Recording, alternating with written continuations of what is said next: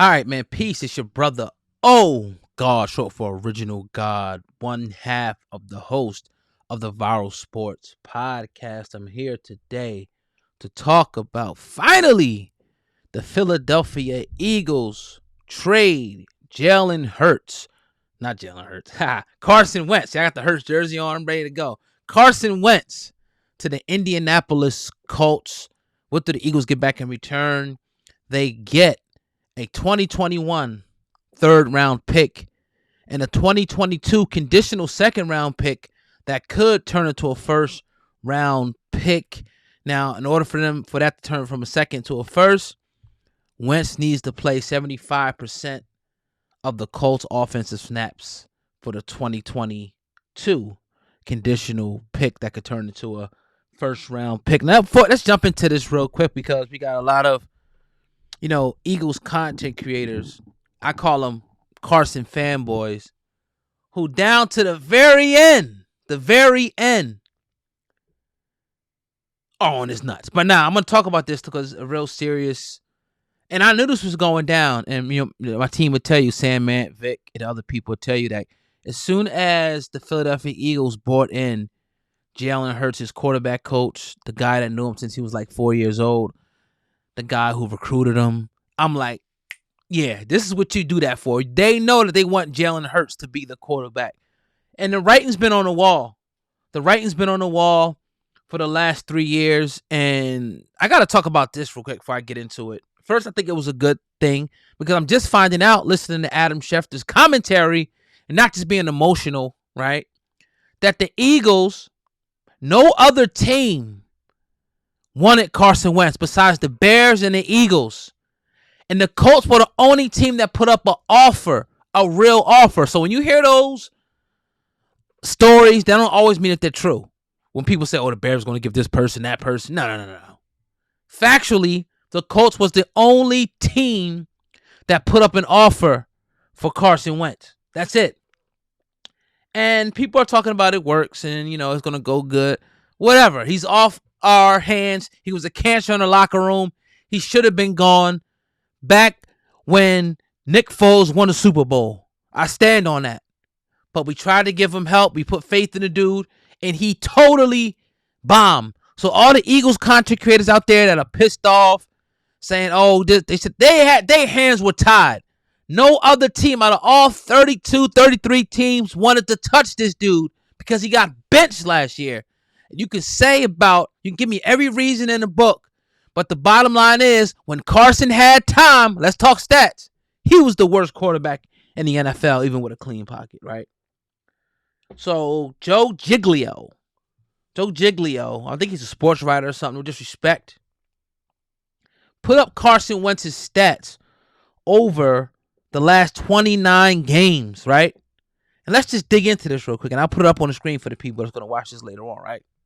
So Carson Wentz's record in the last 29 games, 12 wins, 16 losses, and a tie against the Cincinnati Bengals.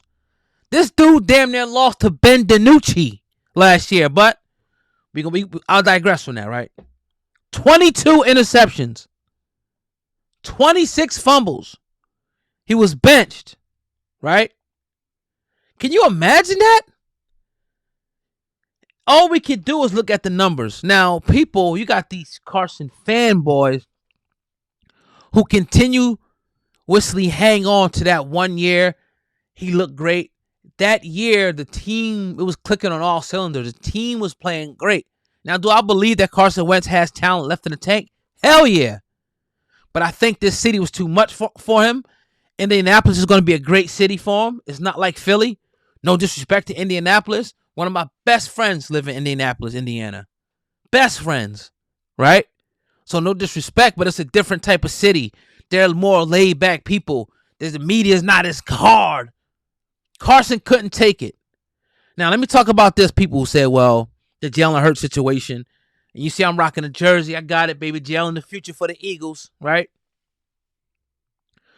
It was a dumb pick for the Eagles to draft Jalen Hurts because you can't, when you got your franchise quarterback, you can't draft anybody that might scare them that could take their job. I beg you pardon? I beg you pardon? This is the National Football League, a.k.a. competition, where one injury, one bad play, one anything from being benched. Seth Joyner, shout out to Seth Joyner. Seth Joyner talked about, Barrett Brooks talked about each and every year that they played, competition level being there, the competition being there. So if somebody gets drafted to take my spot, let's get it on, bro. I'm going to beat you. I'm going to beat you so bad. I'm going to perform so well that I'm going to make them trade you. Like real MVP franchise quarterbacks would do. I don't give a damn who you draft. This is my team. So let's dispel that rumor. Let's dispel this rumor that it was a bad pick. It was a great pick. At the time, let's look at what the Eagles were dealing with at the time. I'm not going to be long. They were dealing with a quarterback that had clearly regressed. They were dealing with a quarterback who was almost one injury away from being an injury-prone quarterback. They were dealing with all of this, right? They were dealing with all of this. So, the first pick, they pick up Jalen Reagor. The second round pick, they go and say, okay, you know what? They got this kid, baller. You know, yeah, he lost a job at one school, went to another D1 school, won a national championship, did his thing, competed, stand-up dude, right? Let's bring him in for insurance. This is why it was a good pick. It wasn't supposed to happen this fast. They weren't really looking at the real possibility of Carson regressing this much. They weren't expecting that. They were expecting to have an insurance policy for 2 or 3, 4 years down the road. 2025, maybe at the end of Carson's contract, he may get older. He may want to move on. But these couple of years that we got, we're going to win with him. That's why it was a great pick. How could it be a bad pick when somebody's regression on their way out? Let's just say an offensive lineman, Jason Peters. He's on his way out. So you pick up his heir apparent. Or when Trey Thomas was going out, he was coming in to be his heir apparent. Or et cetera, et cetera. This is smart drafting. This is looking ahead and saying, okay, just in case he gets injured, because they weren't counting on Carson Wentz to stink it up like he did. But if he gets injured, we got this young gun who can come in and possibly do what Nick Foles did and carry us on to the Super Bowl or wherever. Right? So I'm tired of hearing all that stuff about the competition and Wentz needs this. He needs this. He needs that. He's a fucking prima donna. I'm glad he's out of town.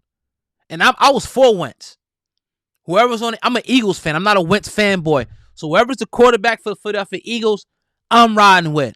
I was riding with Jeff Garcia back in the day, Bobby Hoyen, Coy Detmer, Ty Detmer, Rodney Pete. I rolled with them all. But I'm damn sure going to call a spade a spade. He didn't want to be here, Wentz fanboys. He wanted to go. So if you got a girl, see, you these type of dudes, right? See, the dudes that's all on Carson's nuts is type of dudes, right?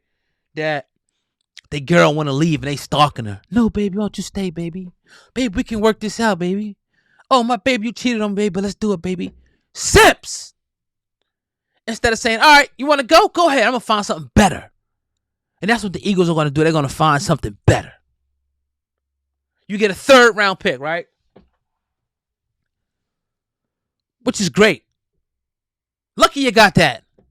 You get a 2nd that could turn into a 3rd. So now you're doing what I said do. You're rid of these big contracts. You're bringing in 2 to 3 players that could be potential starters. A 3rd and a 2nd and 1st should be a potential starter. Period. So, yeah, that's it. So, you know, you got Zach Ertz situation. I say you unload him. That could be a pick. Who else you going to unload? And you begin to rebuild this thing. You begin to surround Jalen Hurts with some weapons. Get some guys upright that's going to block for this man. Develop a running game. Build your defense. The guy's a dual threat. I'm telling you, man. Telling you. But I'm going to digress. I think it's a good move. I think a lot of Philly content creators are emotional. You know how when you lose your girl, when she first leaves you, you're kind of emotional. But you get over it after a while. They'll get over it. The future hurts, baby.